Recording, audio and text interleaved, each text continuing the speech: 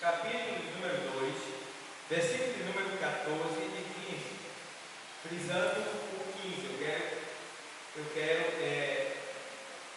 me dirigir e me expressar no versículo 15, mas vou ler o 14, porque é o começo, tá bom? Do texto. Diz assim: traze estas coisas à memória, ordenando-lhes diante do Senhor, que não tenham contendas de palavras, que para nada aproveitam, e são para perversão dos ouvintes.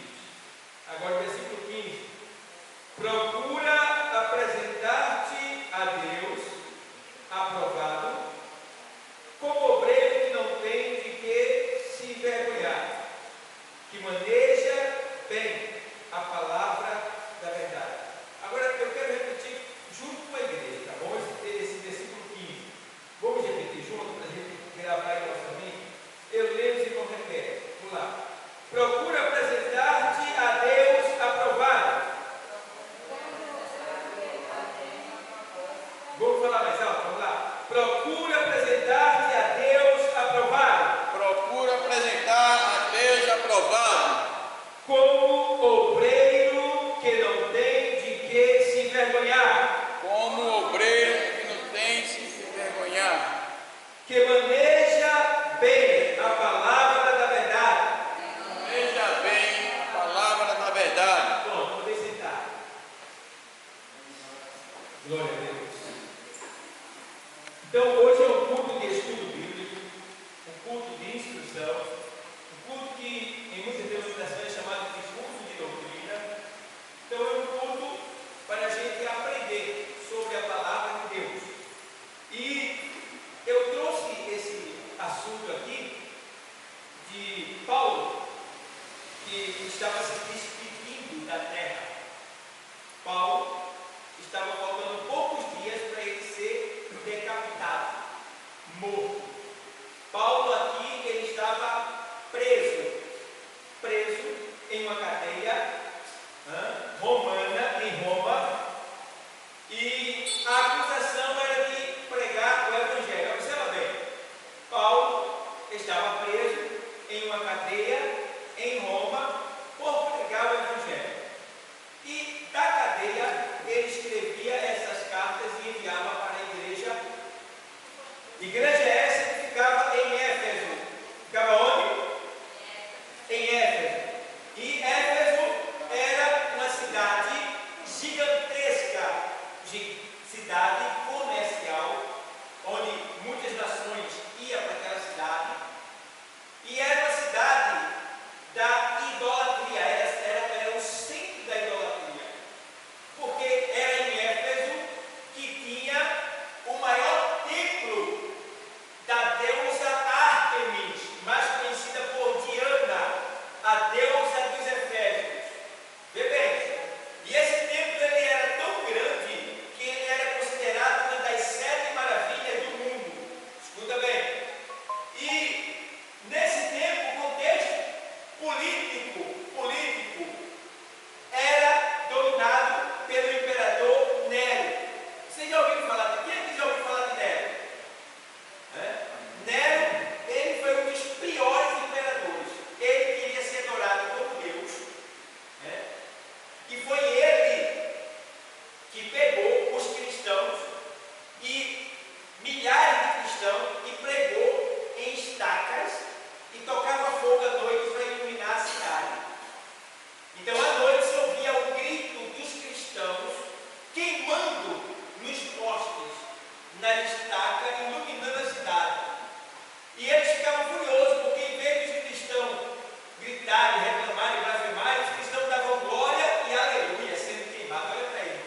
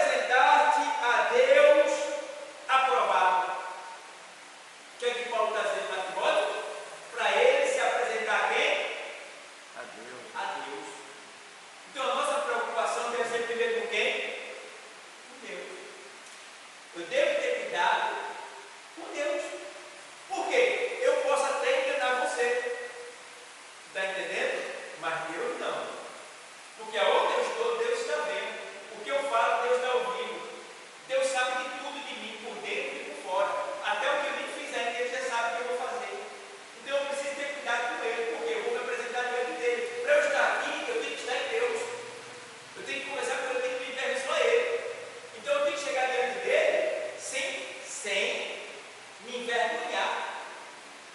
Sem me envergonhar. E como é chegar diante de Deus sem se envergonhar? É eu chegar diante dele, Senhor, eu estou aqui na tua presença, meu Pai, meu Deus, meu Senhor, meu amigo, meu Salvador. Eu estou aqui diante de ti e reconheço que hoje eu errei assim, assim, assim. Hoje eu falei de A, falei mal de A, falei mal de B. Hoje eu chamei o nome que não devia ter chamado. Hoje eu vi algo na internet que não deveria ter visto. Senhor, tenha misericórdia de mim, me perdoe. Eu sei que eu errei, eu fiz, e até eu fiz querendo. Não fiz por engano, mas tenha misericórdia de mim, me perdoe hoje, meu Senhor. Me ajude e me dê força, sabedoria para eu não fazer amanhã. Me ajude, porque esse é o ponto fraco que eu tenho. Eu não estou conseguindo vencer. Me ajuda a vencer, por favor. Eu te peço, meu Senhor, em nome do meu irmão Jesus, por favor. Aí, ó, estou livre. Eu confessei para ele o que eu fiz hoje. Eu não tive vergonha dele. Me apresentei diante dele, expondo todo o meu pecado desse dia. Tá certo?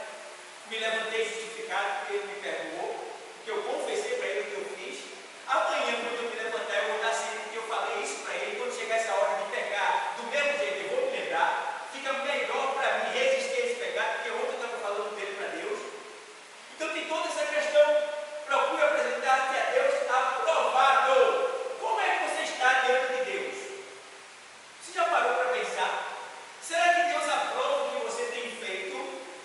Será que Deus está se agradando das suas obras, das suas palavras, das suas conversas, da sua forma de viver, da sua forma de agir? Será que Deus tem se agradado de você?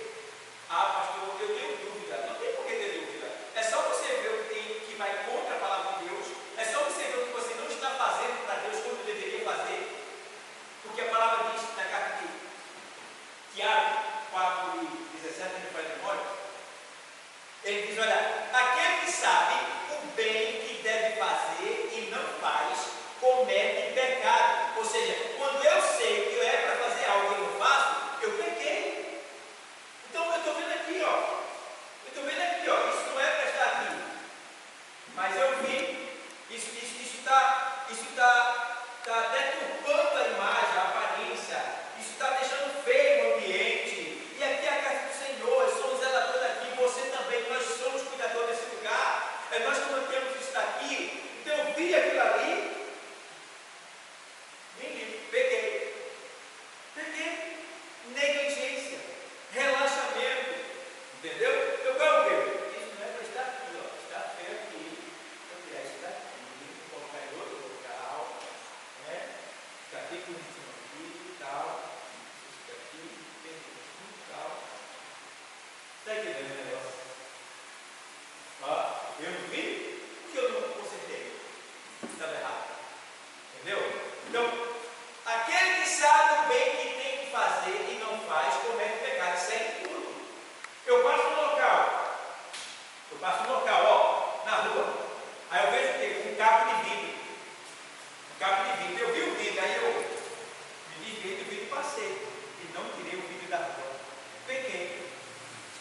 Porque eu vi e quem não vê? Está entendendo? Então cabe a mim o quê? Louvar a Deus. Peguei o vidro, eu me dei essa oportunidade de fazer isso. Aí pega o vidro e ó, joga em outro lugar, com bem cuidado, numa caixa de papelão, faça alguma coisa para ele não acidentar outra pessoa. Entendeu? Então, eu vi e não deixei, ou seja, eu não peguei a Deus, pelo contrário, eu glorifiquei a Deus. Então a gente tem que se ligar nisso daí. O que você sabe que deve fazer e não faz, você comete pecado. Então, a gente precisa ver como é que a gente está diante de Deus. Se a gente tem feito tudo que a palavra tem mandado a gente fazer. Ah, pastor, mas tem coisas que é difícil, mas não é impossível. Se Deus manda fazer, porque a gente consegue. O que você não consegue, peça que Ele vai fazer você conseguir. Ele consegue, porque para Deus não existe o quê? Impossível. Tudo é possível ao que crê. Tudo é possível ao quê? Ao que crê. Entende? Então, ó, Paulo agora escreve para Timóteo.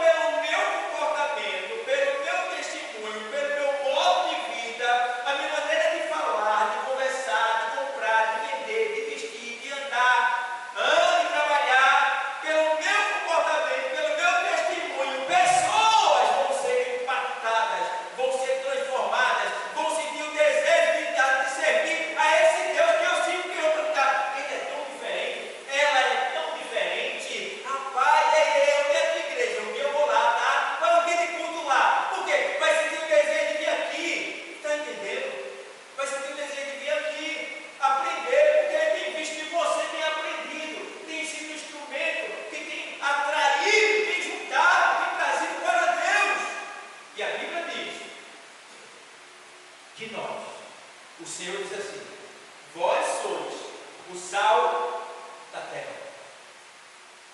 Quando você bota sal na terra, ele provoca. Quando você bota sal na boca, ele provoca o quê? Sede. Não é isso? Sequidão. Então, nós como sal, devemos provocar sede daqueles que estão próximos de nós. Mas quando eles estiverem com sede, pastor, aí eles vão vir e beber. Vão vir e beber da água que a gente está bebendo, da fonte da água da vida. Está entendendo? E aí quando ele beber desta água, ela beber desta água, nunca mais ela vai ter sede de coisas do mundo. Ele disse para quem? Ele disse para a mulher samaritana. Glória a Deus, aleluia. Está lembrado? Ele disse para a mulher samaritana: se tu souberes quem é que bebe, tu me pediria, e eu te daria água viva. Porque se beberes desta água, tornarás a buscar, a beber novamente.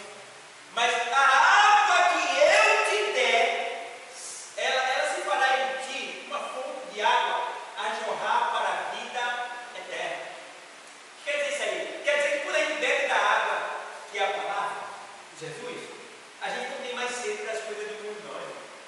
É por isso que você está aqui hoje, porque você bebeu da água. Está entendendo? Você bebeu Glória da a Deus, água. aleluia. Aí você volta para cá, que é a fonte, e a água do mundo não presta, não mata a sede. No mundo você come, bebe, e não tem jeito, a sua vida não muda. Mas aqui não, você bebe da água, você sai daqui o quê? Transformado, renovado. Eita, aqui, irmão, verdadeiramente esta água, ela mata a nossa sede, ou seja, ela nos sacia, de maneira tal que a gente não deseja mais nada de lá de fora. Então, a gente vai dar conta de si mesmo a Deus. Procure ver como você está diante de Deus. Certo? Ainda bem, vamos lá. Colossenses 3, 23, 24. Aos Colossenses.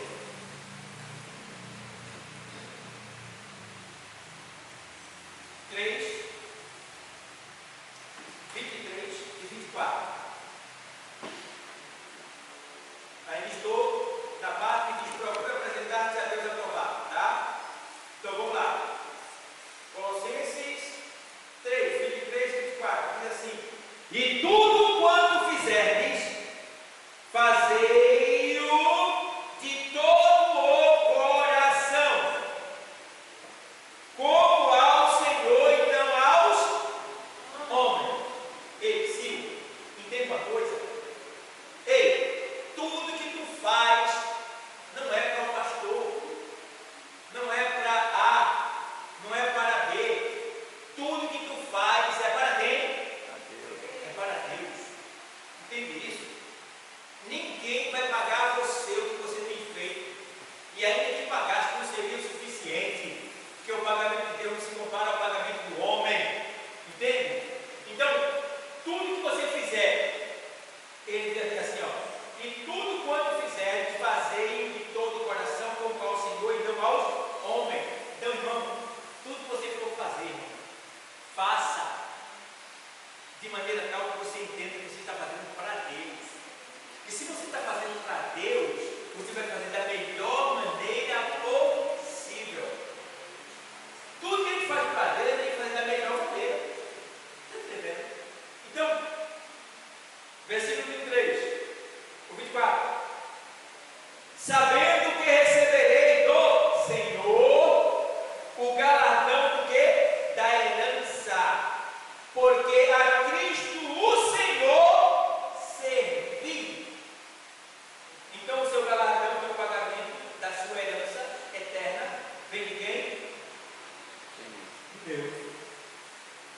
Jesus diz assim: eis que cedo vem e trago comigo o galardão, para dar a cada um segundo os seus frutos, segundo as suas obras. Então, ele tem pagamento para nos dar segundo tudo que a gente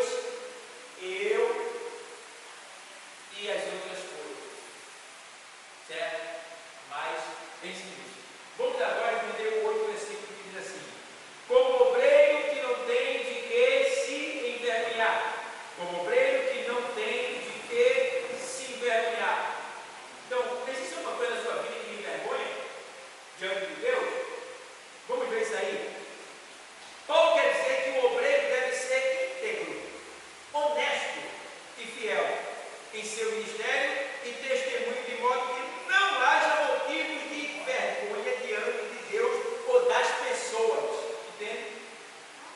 Você tem vergonha de alguém? Por que você tem vergonha de alguém? Então você tem que ter cuidado com isso aí. Como é que está o nosso testemunho diante das pessoas? Então, veja lá, Tito,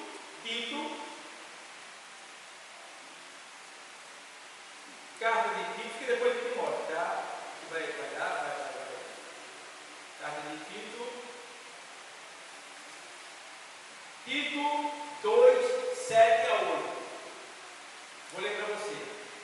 Em tudo te dá, por exemplo, de boas obras. Ei, ao que Tito está? O que está sendo dito aqui, meu amigo? Olha, a gente tem aqui essa carta, exortação ao Evangelho, às mulheres, aos jovens e aos servos. Tito deve ser ele mesmo um exemplo em tudo. Tá vendo? Então a gente vê aqui essa carta, fica bem claro aqui que ele está dizendo assim, ó. Em tudo te dá, por exemplo, de boas obras. Tito, ele é um pastor presidente. É ele que levanta obreiros a mando de Paulo. E aqui, essa carta que está vindo para ele, está dizendo assim: ei, tu deve ser exemplo para todo mundo. Está entendendo? Você é exemplo para todo mundo. Tem gente, irmão, que trabalha na empresa, que é turma de esse crente aí, isso é uma festa. Isso é uma praga. Oxe, qual é a igreja que ele é? Aí vai ver. A igreja que ele é. Quem é o pastor? Aí quem leva a carro? Qual é que leva a carro? A igreja e o pastor.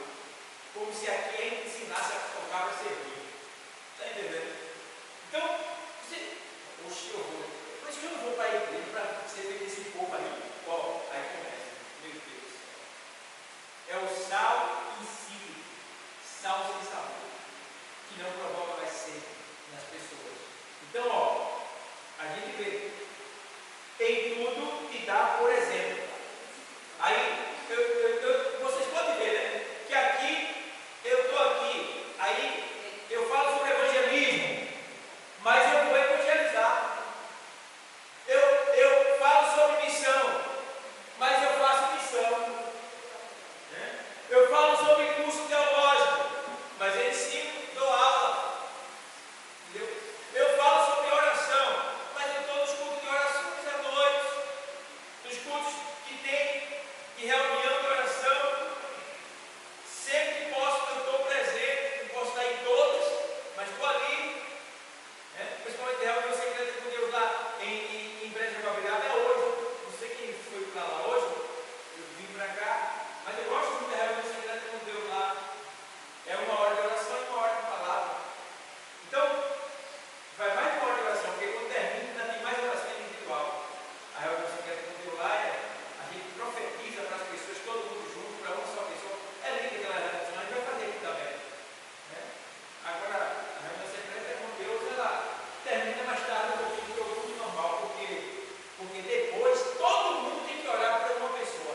Todo mundo ora por uma pessoa. Então, é a pessoa orando por si mesmo, o pastor, o obreiro orando pela pessoa e todo mundo orando por ela. Então, meu irmão, é por isso que tem muitas vezes na reunião secreta com Deus.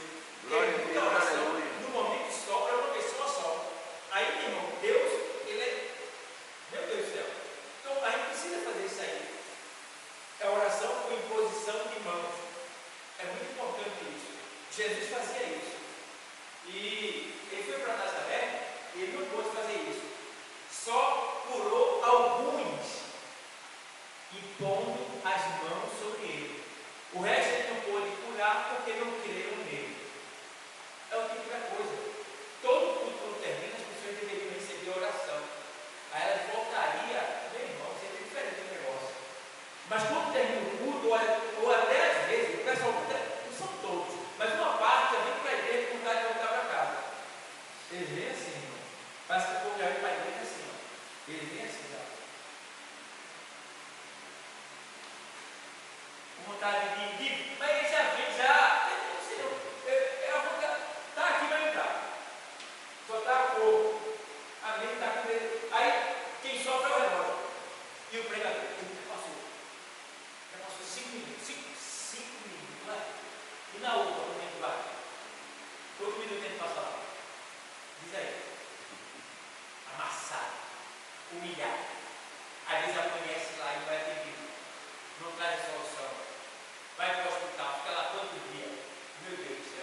vai para o banco, vai para a loteria, sei lá, vai por aí, para sempre ter uma luta. Né? E na casa de Deus eu só fico até 9. Se passar, eu vou embora. 9 horas, quero nem saber. E Deus falando. E Deus falando. E Deus falando. Né? Você não perdeu nada se você ouvir Deus falar por mais 5, 10, 15, 20. O salmista diz assim: alegrei-me quando me disseram, vamos ver? No Salmo 1, ele diz que, e tem um termo outro que diz assim: ó, uma coisa pedirei ao Senhor, que eu possa estar no seu santo templo para contemplar a sua face por todos os dias da minha vida. Olha aí, irmão, diz aí. Então, irmão, tem tantos textos da Bíblia que exorta as pessoas sentem uma alegria em ir à igreja, e hoje parece que as pessoas não sentem uma alegria em ir à igreja mais, em vir à igreja. Então, o que é que acontece? No meu é 8,34, mas está certo aí, não? Está certo aí? 8,34 mesmo. Aí o que é que acontece? 8,34. Então, o que é que acontece? As pessoas não têm mais alegria, não vêm mais à igreja com alegria. A gente vê pessoas na igreja onde poderia estar sorrindo, alegre, dando a presença de Deus. Você diz: a minha bênção, eu vim agradecer ao Senhor. Às vezes você está triste, está amuado, você vai apertar a mão da pessoa, a pessoa nem olha para você, ó, está assim, ó. Meu Deus, você olha assim: meu Deus do céu, cadê a alegria? Cadê o Espírito Santo? Cadê, meu Deus? Meu Deus, está faltando alguma coisa. Não, bota o banguelo aqui fora. Não tem banguelo aí? Tem banguelo? Bota ele para fora. Cadê aquele sorrisinho banguelo? Bota ele para fora, meu irmão. Sorri e alegra. Por quê? Por quê? Porque o teu sorriso vai fazer outra pessoa sorrir. Ei, irmão, e você vai dar razão ao que eu vou falar agora.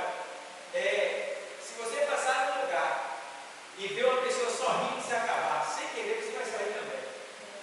Você não sabe nem porque ela está sorrindo, né? Você vai dar um pequeno sorriso. Glória a Deus, Jesus. É duas coisas que você não consegue, irmão, deixar de fazer quando vê outra pessoa fazer. Uma é abrir a boca. Você vê alguém abrir a boca, você sempre quer. Quando vê alguém abrir a boca, está lá, vai para mim também, incrível, bem vontade. Você sempre quer isso. Mas que é energia, quando você vê. Não é? Conexão. E o outro é quando você vê alguém sorrindo, você vê, nem sabe que ela está sorrindo, ela está se acabando de sorrir. Aí tu olha para a pessoa e termina sorrindo, porque a pessoa está sorrindo, tu nem sabe por quê, mas tu sorri. Está entendendo? Mas aí, irmão, quer ver ruim? É você chegar e ver uma pessoa com a cara feia olhando para você, de mantela tudo, desanima qualquer um. Você não vê aquele sorriso, né? A minha filha está dizendo: ô mãe, eu estava falando que você sorri para todo mundo, né? Graças a Deus. Já é automático já. A pessoa fala comigo, eu tenho um bloqueio até de fora. Eu vou todo mundo para fora. Tem que ser assim, filha. Tem que ser assim. A gente tem que promover a alegria do próximo. Está entendendo?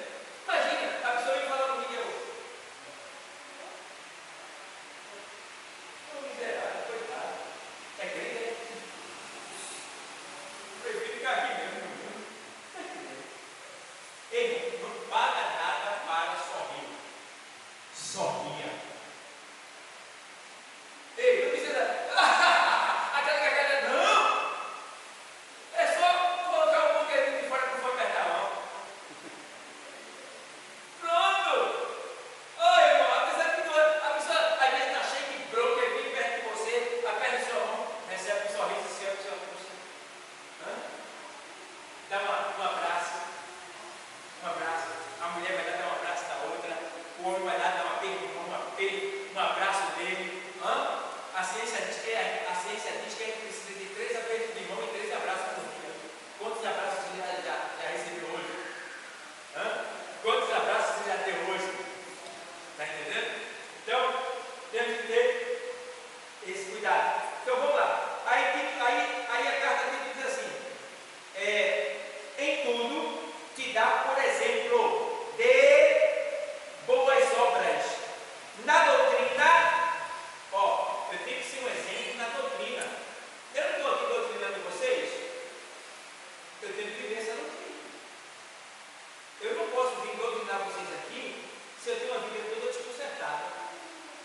Eu não sou perfeito, mas não sou escandaloso.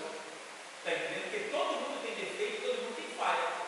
Mas tem falhas que é um escândalo. E isso impede que você tenha autoridade diante do próximo. Quando você fala de uma dele, esse daí, aceito não. Está entendendo? Então você tem que ser o quê? Autoridade. Tem que ter moral. Aí, então, em tudo que dá, por exemplo, de boas obras, aí ele faz, na doutrina, mostra incorrupção. Na doutrina mostra incorrupção. Ou seja, viva a palavra como ela é. Você não vai ser perfeito, é claro, mas você vai errar.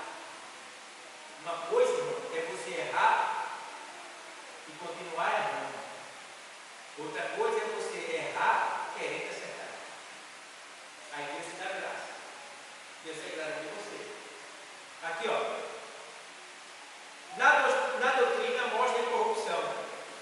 Gravidade quer dizer respeito. Gravidade aqui é respeito, tá?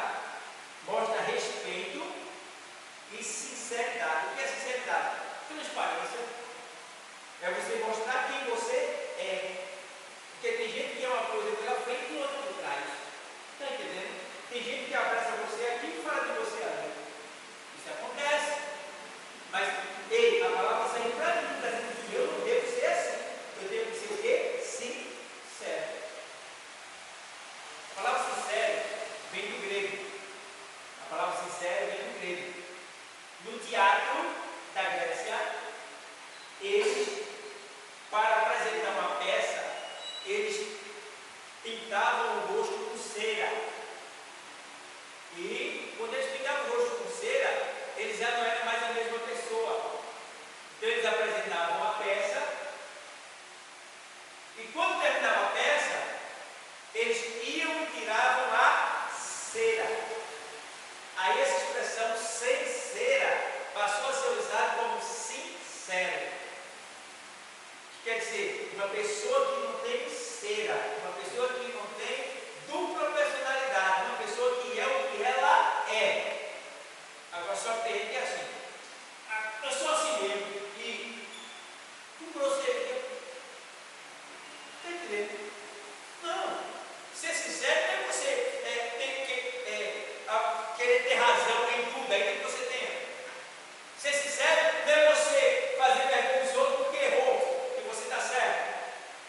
Está dizendo? Ser sincero não é você cobrar quando alguém até lhe deve. Você vai ter que ter sabedoria para expressar essa sinceridade, para saber lidar com essa sinceridade. Sabedoria, que tem a ver com humildade também. Então, sem ser, ou seja, você tem que ser sincero.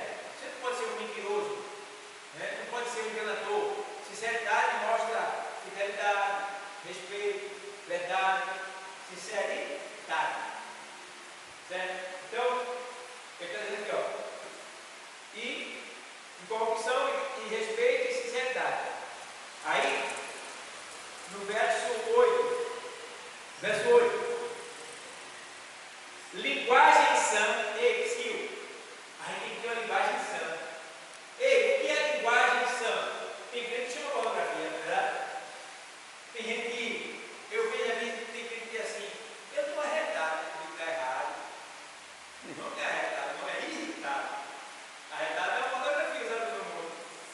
É banado, nem. Não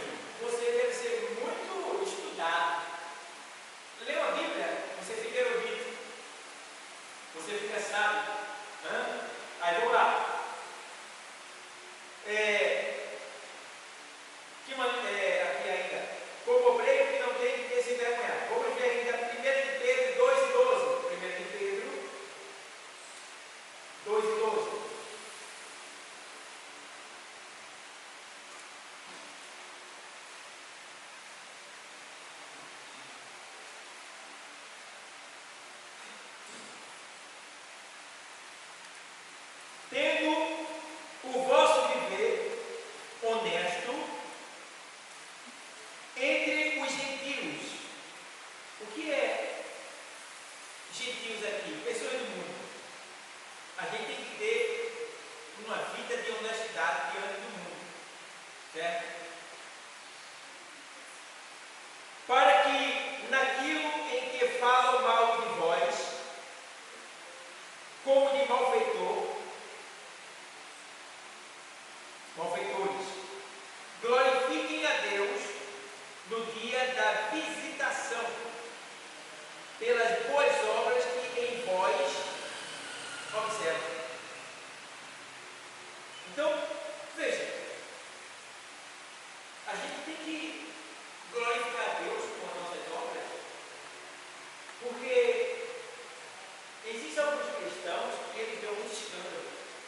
Tem crente, irmão, que eles jogam no disco, jogam no pé na computação. Tem crente que chama pornografia, que vê todo tipo de filme, né? Vive vendo novela. Tem crente que compra e não paga, é caloteiro. Tem crente que vive fofocando, falando da vida alheia. Então, são crentes que quem olha para eles escandaliza. E o pior, ele se escandaliza, mas por causa dele, todos nós somos escandalizados. Porque alguém diz logo assim: esse povo, olha os crentes aí, isso aí é tudo.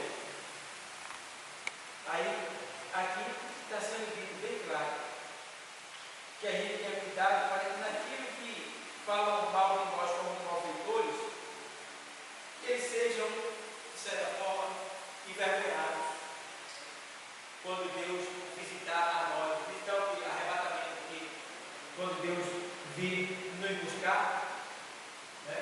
Ou quando Deus agir na nossa vida, então eles vão ficar envergonhados.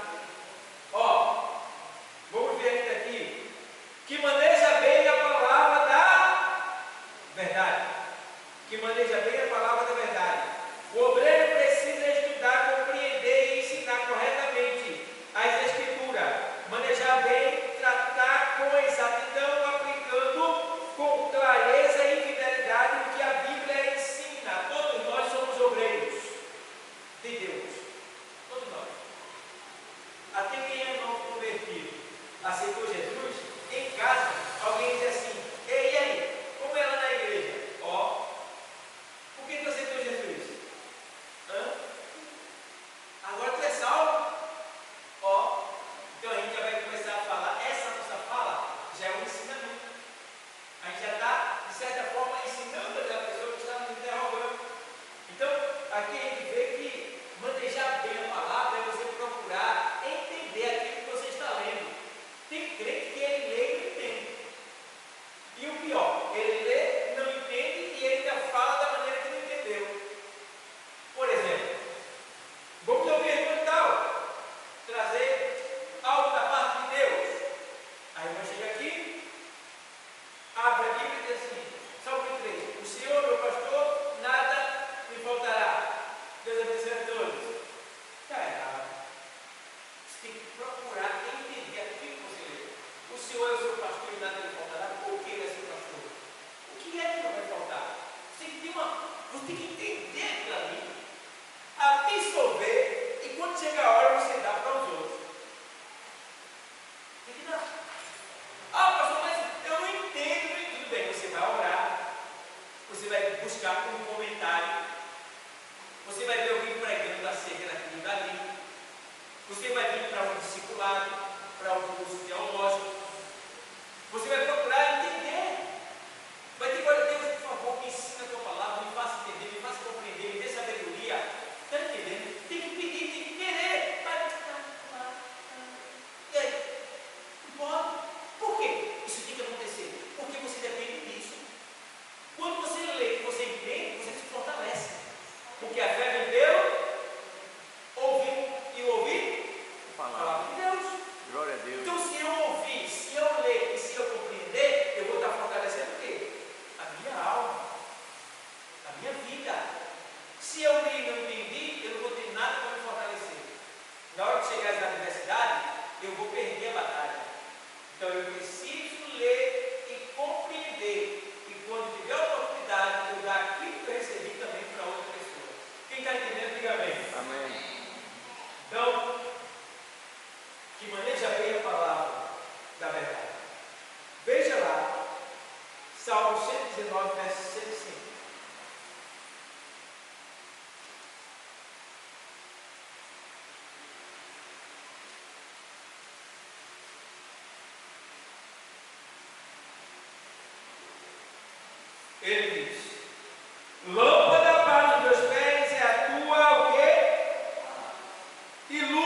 para o meu.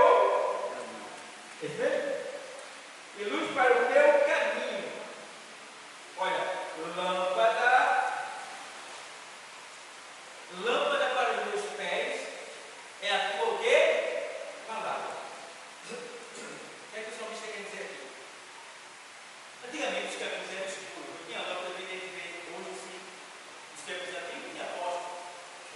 Só nas casas e nos castelos, né, que tinha aquelas tochas.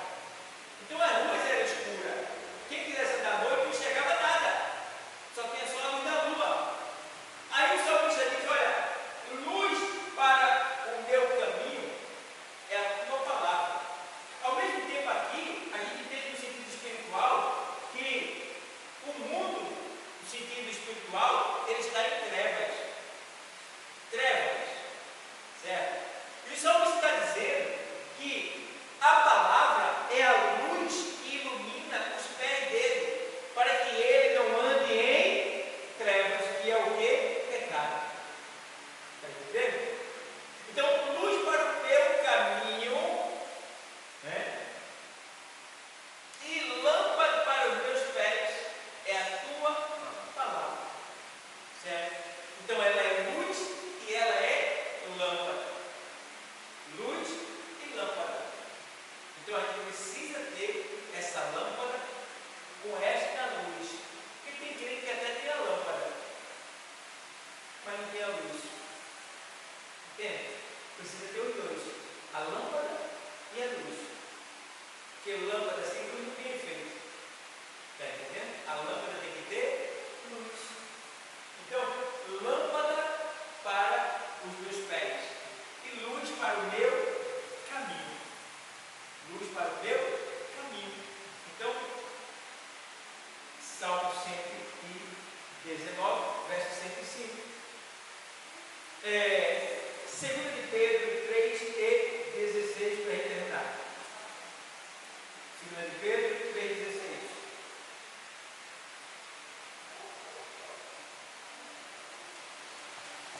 Tendo uma boa consciência, para que naquilo em que falam mal de vós, como de malfeitores, fiquem confundidos os que blasfemam do vosso bom procedimento em Cristo. Então, tenha uma boa consciência, tá bom? Para que naquilo que falam mal de vós, porque o mundo nos odeia. A gente pensava assim, só quer ser, a santinha ali, irmão, a crente ali, esse povo, só eles que vão para o céu. Falam mal da gente, né? E a porta não está fechada, a porta está aberta para todo mundo, ele pode ser também, né? Mas aí, naquilo que falam mal de vós, eles fiquem, como de malfeitores, eles fiquem envergonhados, confundidos, né? Pela blasfêmia que tem falado acerca de vós, mas que você tenha, né, um bom procedimento em Cristo, ou seja, santifica Cristo em seu coração, ou seja, dê testemunho de crente, seja crente verdadeiro, tenha Cristo, está entendendo? Para que todo mundo que olhe para você, irmão, quando você dá um bom testemunho, o mundo nos odeia, mas vai ter aqueles que vão lhe amar, vão lhe honrar, vão lhe reverenciar, lhe respeitar, vão lhe exaltar, vão falar bem de você, vão querer estar perto de você. Então, isso é muito bom. Quando a gente tem um bom procedimento, nossos filhos estão olhando para a gente, nossos filhos estão olhando para